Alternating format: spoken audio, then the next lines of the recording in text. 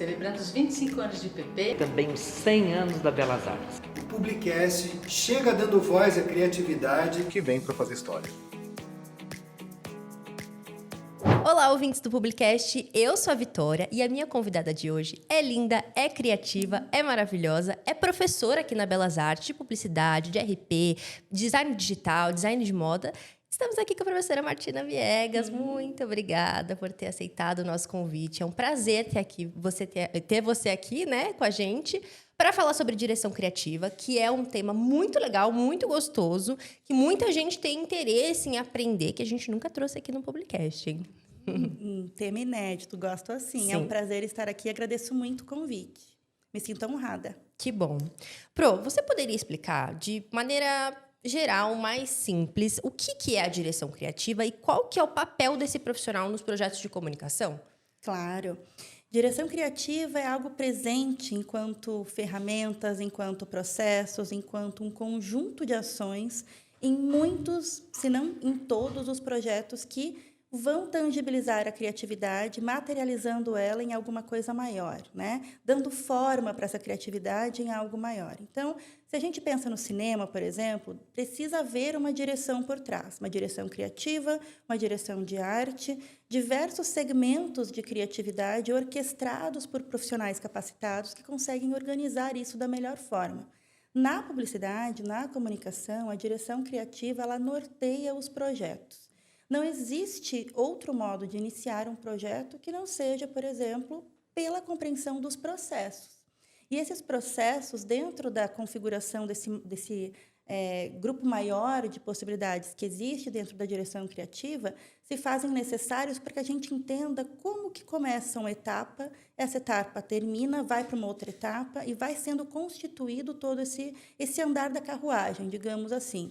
Então, por exemplo, quando a gente está falando de um projeto de comunicação visual que vai dar vida, que vai dar uma imagem, algo nesse sentido, para uma campanha publicitária, né? Que vai ser depois veiculada em mídias como digitais, mídias digitais, ou mídias também on, off. Como que a gente orquestra isso tudo, organiza isso tudo? Cada âmbito de criação tem as suas particularidades. Então, a direção criativa ela vai sendo conduzida de modo a oferecer o melhor para cada caso em específico. Se a gente fala numa criação publicitária que vai depois ser veiculada na televisão, por exemplo, existe a questão do enquadramento, existe a questão prévia antes de pensar nesse vídeo, né? No sentido de storyboard, como que vai ser frame a frame, como que a gente pensa, quais que serão os personagens, quais que serão os roteiros dessa narrativa, qual será a principal mensagem que vai ser passada. E dentro desse contexto maior, onde tudo comunica, nós estamos frequentemente comunicando. Como comunicadores, nós somos uma espécie de estandarte ambulante de tudo aquilo que a gente acredita. Isso já começa no modo como a gente fala, como a gente se porta, o modo como a gente se veste, tudo isso vai comunicando. E dentro da criação criativa, isso também é um viés que a gente não pode desconsiderar, porque a gente é parte desse processo. A gente é um agente ali dentro de transformação. A gente contribui para que essas coisas todas sejam criadas da melhor forma. Quando a gente fala em criatividade, sobretudo em um mundo que hoje a gente sente que existe assim um engessamento muitas vezes, a gente se sente muitas vezes emperrado numa ideia, com alguma dificuldade em levar uma ideia à frente. Existe esse momento também da gente repensar sobre o que é o principal dentro de um projeto criativo? O que é o principal em termos de uma campanha criativa, de uma direção criativa, direção de arte, direção criativa, que é o repertório, né? O repertório criativo ele é fundamental e isso acaba sendo, né, um grande desafio para a gente. Desafio para a gente, que eu digo, profissionais, tanto para o mercado, dentro de agências, dentro de projetos maiores, como professor em sala de aula, para vocês alunos também, né, para vocês profissionais. Ter esse repertório criativo vai ser o principal manancial para a gente dar aquele start nessas campanhas de direção criativa, que vão nos deixar realmente mais contextualizados, criativamente, digamos assim. Sim.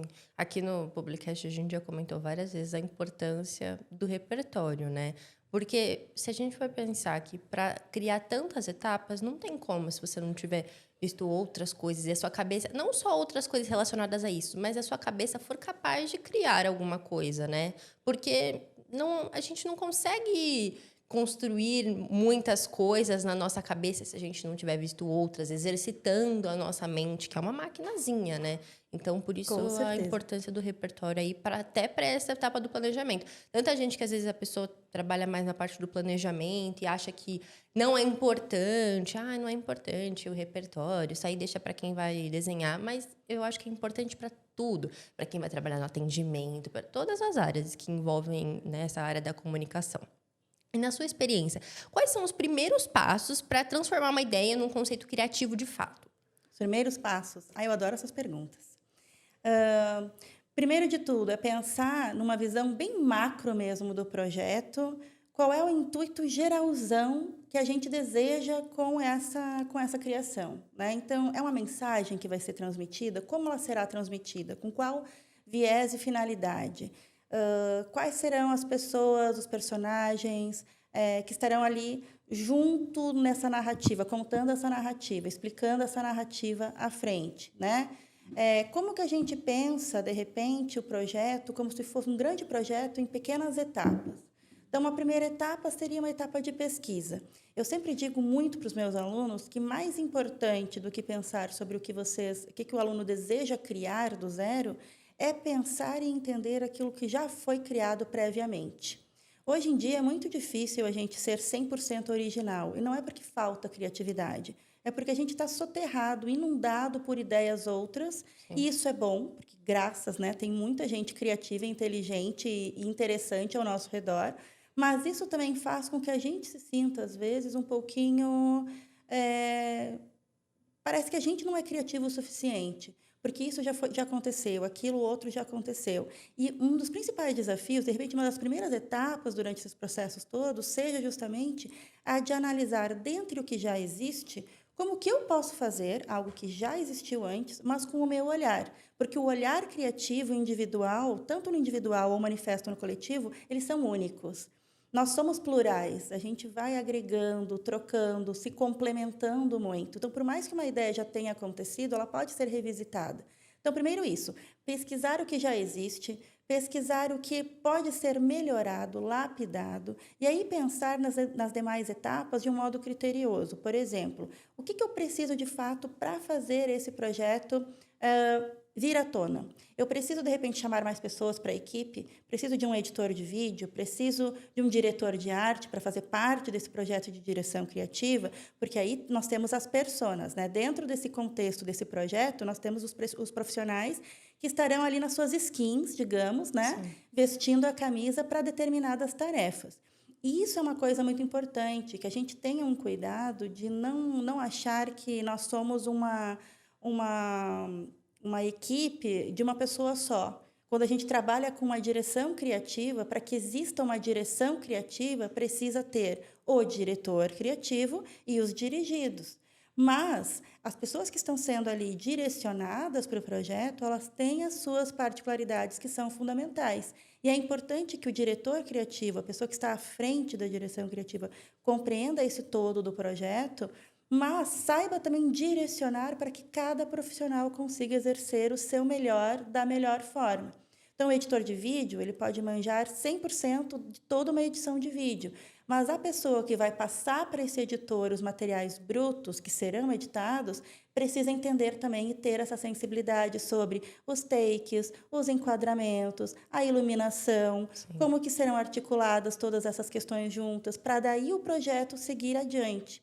Todo esse refino de projeto, etapa a etapa, ele vai sendo conduzido de um modo muito fluido, quando existe uma organização. Então, esse é um outro ponto importante. Toda direção criativa precisa ter organização. Não tem como direcionar ou como dirigir algo que está desorientado. Quando a gente não percebe lá na frente qual é o objetivo precisa ser comum. Então, mapear isso muito bem mapeado. O que a gente pretende com esse projeto? Quem a gente pretende alcançar com esse projeto? O público, ele vai se sentir conectado como? O que a gente fará, de fato, com esse projeto para fazer com que esses públicos se conectem?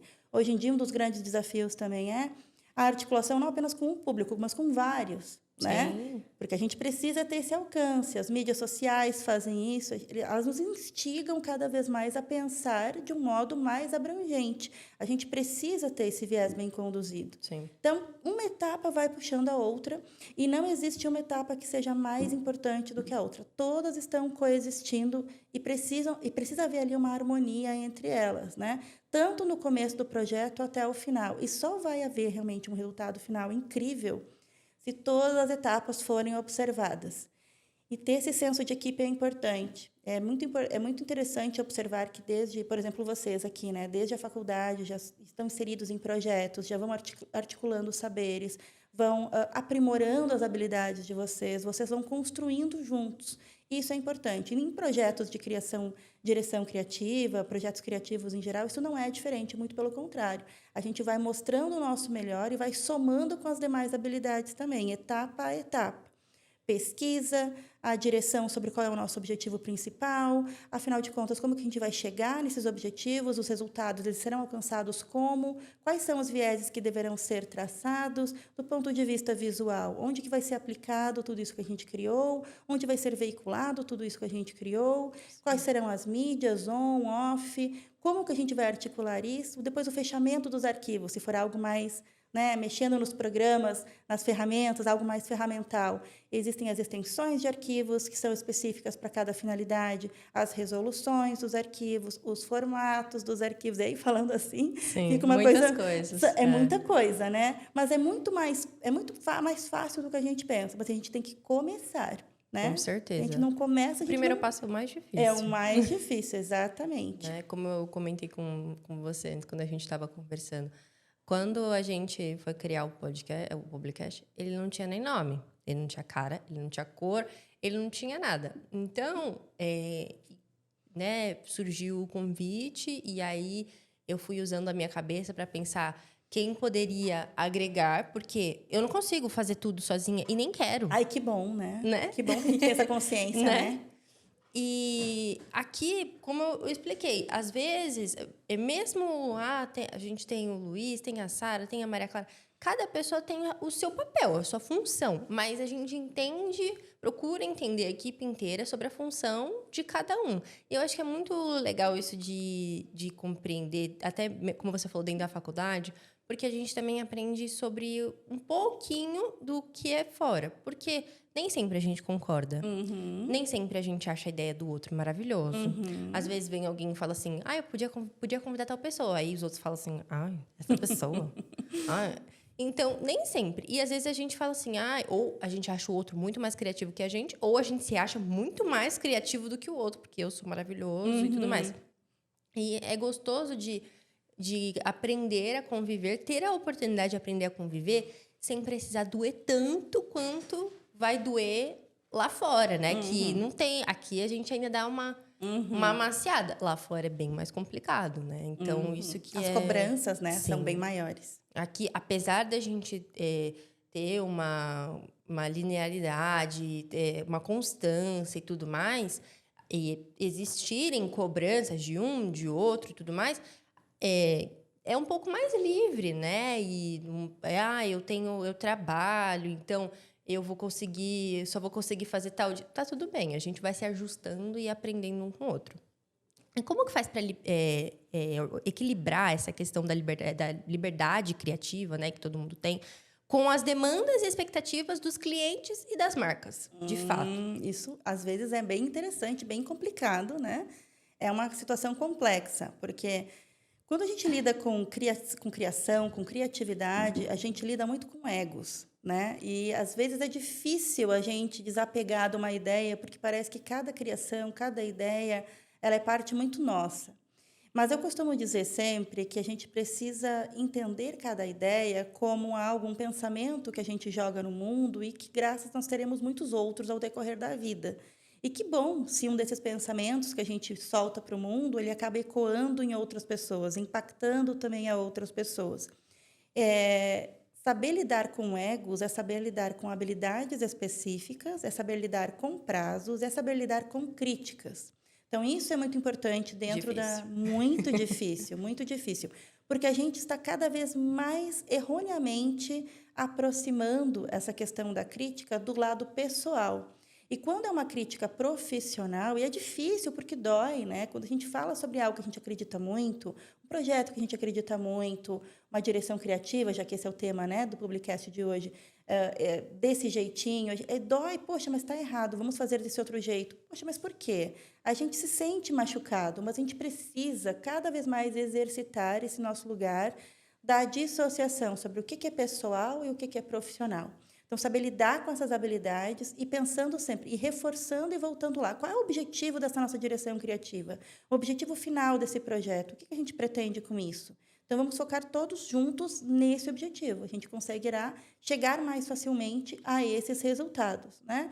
E saber articular isso. E também, assim, separar bem as demandas, separar bem e saber delegar muitas coisas. Quando nós estamos à frente de um projeto criativo, é muito natural que a gente queira abraçar o mundo.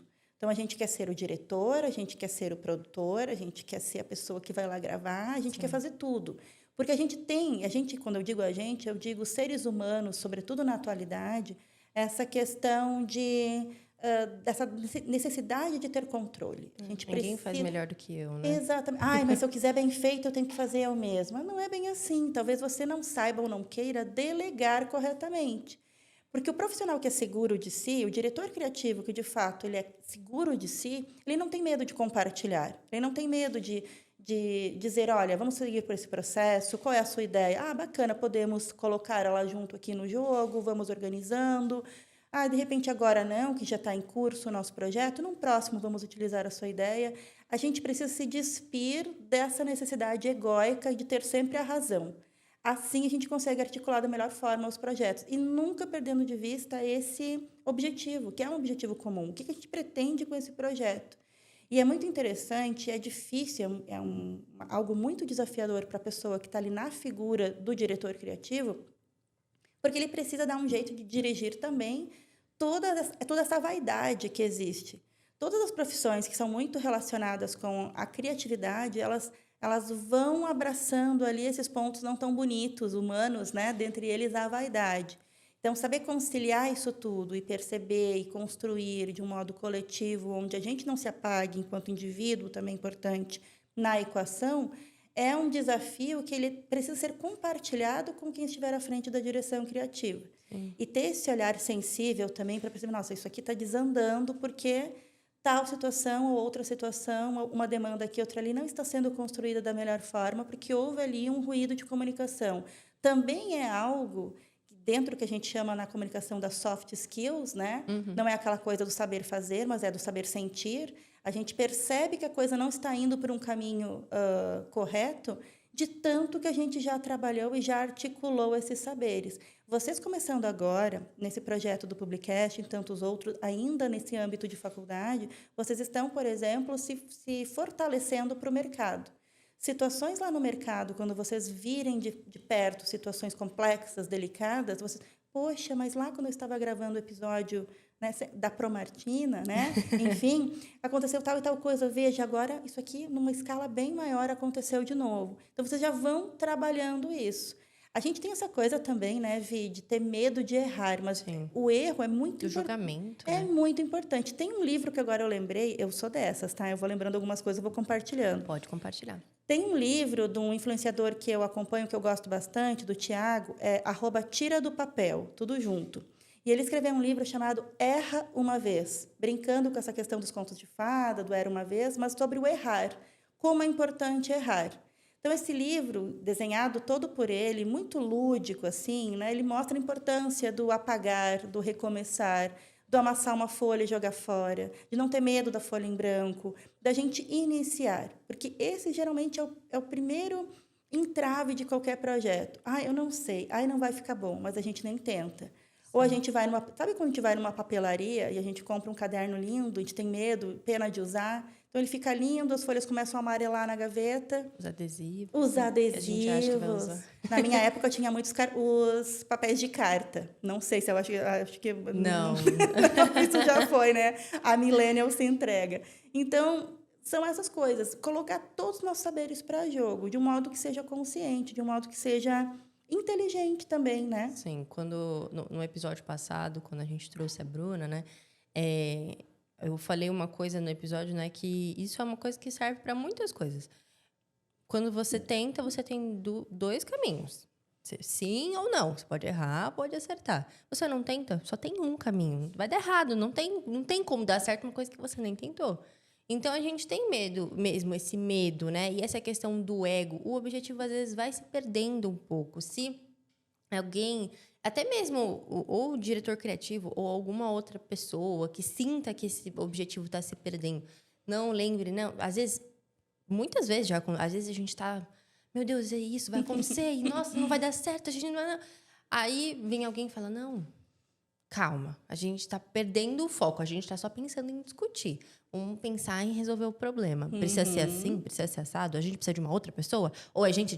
Enfim, muitas coisas. Então, muitas vezes o objetivo acaba se perdendo porque a gente vai misturando um monte de sentimento, um monte de coisa. E não é todo mundo que tem uma escutativa. Então, Exato. é difícil.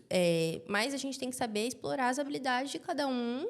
E tem gente que às vezes não gosta muito de falar, aparecer. Tem gente que às vezes não gosta de estar aqui, mas tá tudo bem. Então, vamos procurar uma função que essa pessoa fique em casa. O que é? Editar? É fazer outra coisa?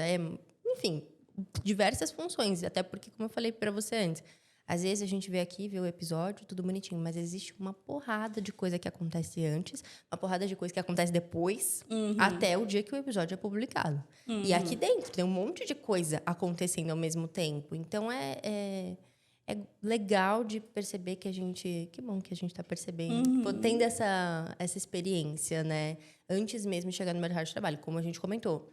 Mais maleável, né? Um pouquinho mais macia.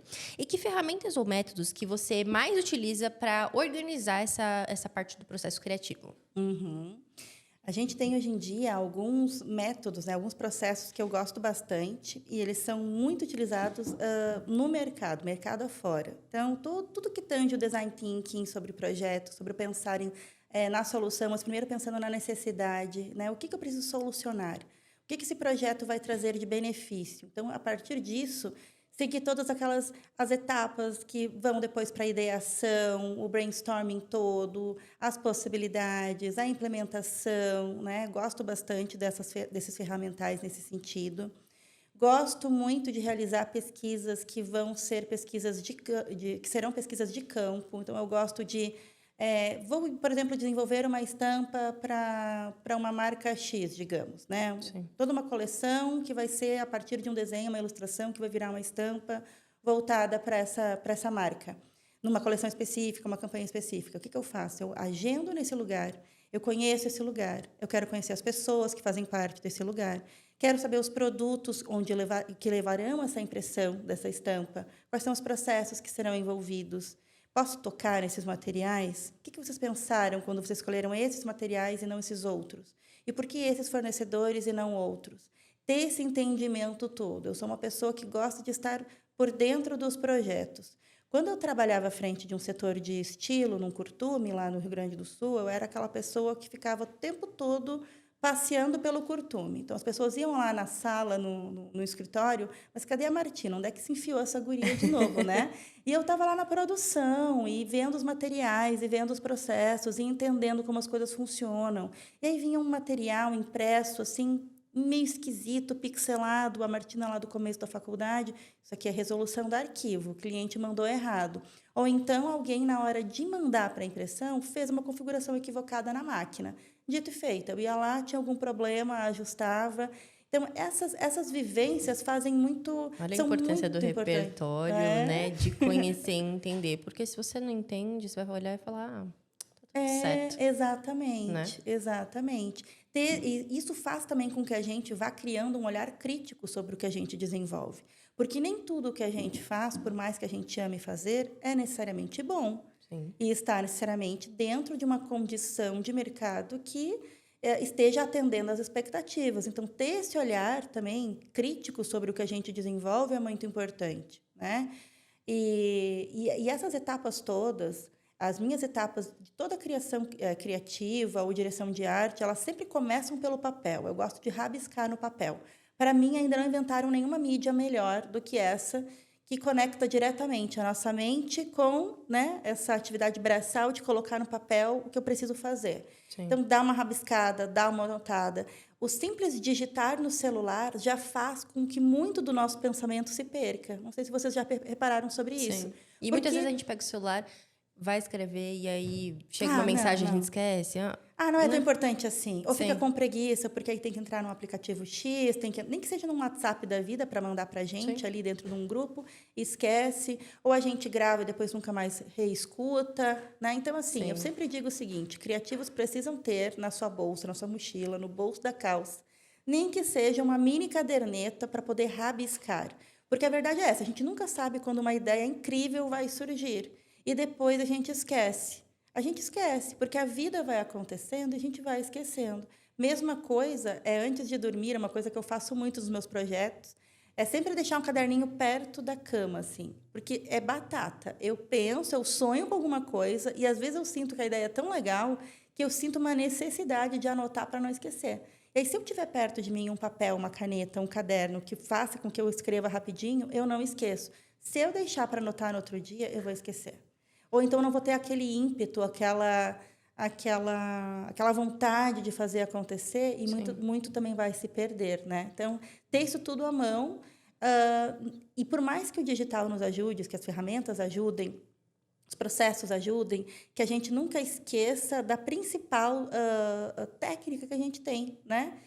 Se tem um papel, se tem uma caneta, um lápis, se pode haver um rabisco, que não seja em texto escrito numa língua formal, mas que seja num fluxograma, que seja um gráfico que explique, que exemplifique alguma coisa, que seja uma espécie, por mais rudimentar que seja, de um storyboard do que eu quero passar, eu estou ali representando uma ideia. Eu estou me fazendo, pelo menos, existe ali uma tentativa de entendimento, de comunicação, né?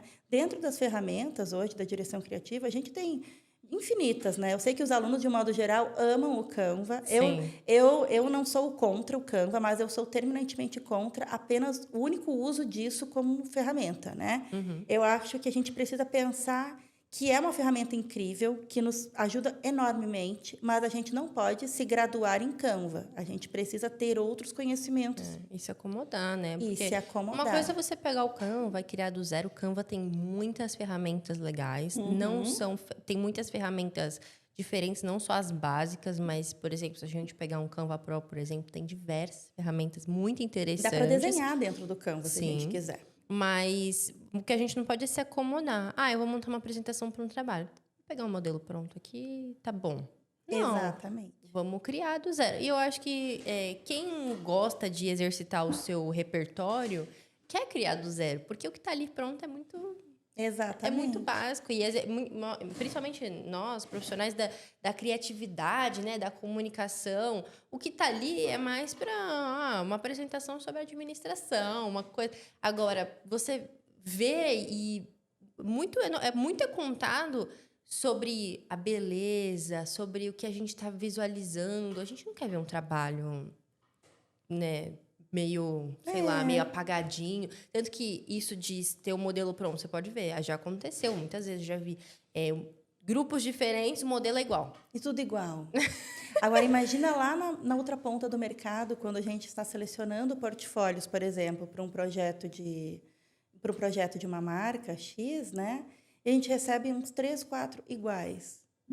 Aí você está selecionando um profissional criativo que não foi criativo. Ele simplesmente jogou de qualquer jeito lá dentro e foi, né? Por isso que é importante também que a gente não espere chegar a oportunidade para a gente organizar nossos materiais. Eles precisam já estar previamente prontos, porque a gente nunca sabe quando que a grande oportunidade vai chegar. E se nós não estivermos preparados, a coisa não vai fluir, né? Sim. E ainda dentro das ferramentas, nós temos tantas ferramentas incríveis que funcionam 100% no digital, mas tantas, né? Para a criação de sites, para a criação de blogs, para a criação de e-commerces, para a criação de logos, edição de imagens, edição de vídeos. A gente tem, na verdade, nas nossas mãos um mini computador, não é só um celular hoje. A gente faz tudo com celular, Sim. né? A gente entra em banco, fazemos as nossas transações bancárias, a gente cria qualquer coisa no celular com os aplicativos corretos, novamente, conhecendo as finalidades, as suas proposições, as suas extensões de arquivos, né? Entendendo como funciona cada ferramenta, dá para extrair o melhor de cada uma delas. E ferramentas, enquanto ferramental ainda dentro da direção criativa, tem algo que, para mim, nunca vai superar a maior ferramenta que a gente tem é o nosso cérebro. Mas ele fica geralmente meio enferrujado, porque nós estamos ficando cada vez mais mal acostumados. Acomodados, né? Acomodados. Nós estamos deixando de pensar.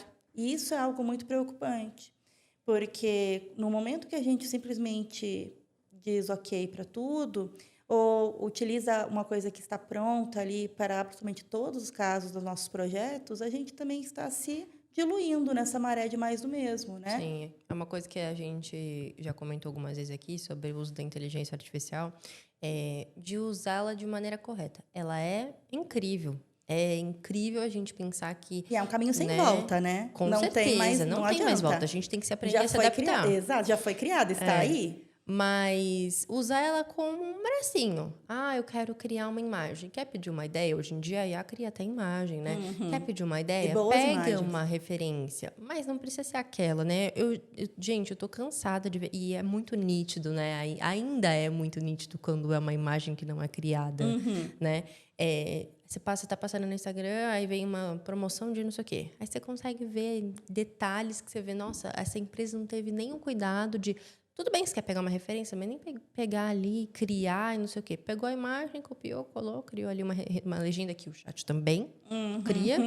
Copiou e colou e tá tudo certo, entendeu? Então, eu acho que é muito legal, mas a gente tem que saber utilizar bem e não vence, e espero que nunca vença o nosso cérebro.